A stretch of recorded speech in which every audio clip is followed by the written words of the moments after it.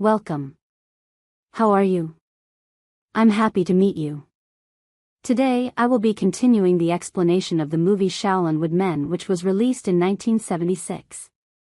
And Little Mute reveals that Jung unsuccessfully tried to fight the wooden men Lane and everyone at the monastery were hooked to the battle. This makes the prisoner laugh as he finds it amusing how a man can lose to a bunch of wooden figures. He claims that if it was him he would have taken the wooden men apart. When Little Mute finds it hard to believe, the prisoner explains that he was jailed because he was practicing a new technique called Lion's Roar. Once he succeeds he'll be able to crumble any metal just by roaring. The prisoner then promises to teach Little Mute how to fight the wooden men once he's pleased. The following day Little Mute again tries to steal wine from the drunken monk but ends up getting caught. The monk beats him up and teaches him a lesson. He also orders him to clean the kitchen every night as punishment. Later Little Mute spends the entire night cleaning. Impressed by his work, the drunken monk gives him a fruit and tells him that he doesn't need to clean the kitchen anymore. Following this, Little Mute heads straight to the cave and gives the prisoner his fruit. Pleased, the prisoner says that they met each other because of fate. He then asks Little Mute what he has learned during his time in the monastery. When Little Mute tells him that he can't learn kung fu in the first 5 years of Shaolin, the prisoner tells him to ignore the rules of the stupid priests,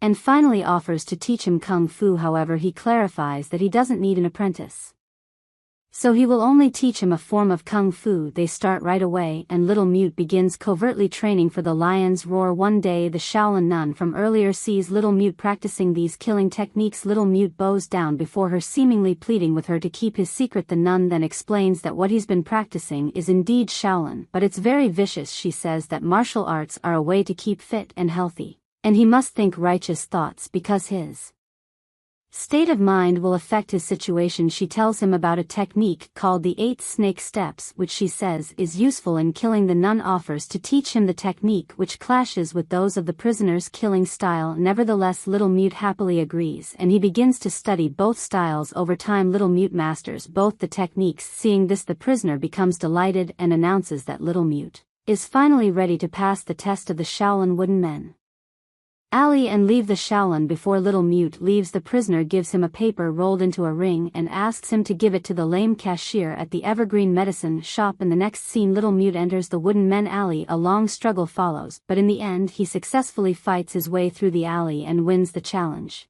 Before leaving the Shaolin, Little Mute seeks the master priest's blessings. The latter asks him who's been teaching him kung fu, since he's the first student who managed to beat the wooden men in years. The master priest eventually figures out that Little Mute somehow found his way to the forbidden cave and prays to God for forgiveness. He then asks if the prisoner gave him anything, but Little Mute doesn't respond. Before parting ways, the master priest reminds him that kung fu is to improve physical and mental health, and using it for evil purposes will cause death and disaster. To use it for righteous purposes will restore justice and save lives.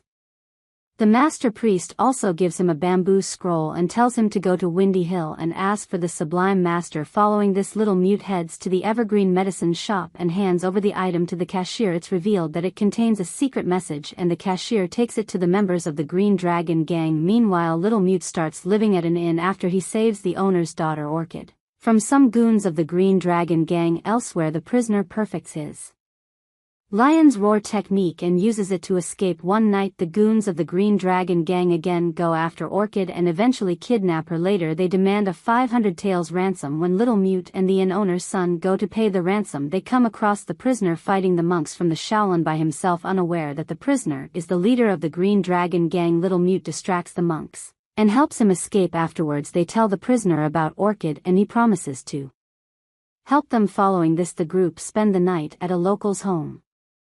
Follow the final part of this film's story on this channel.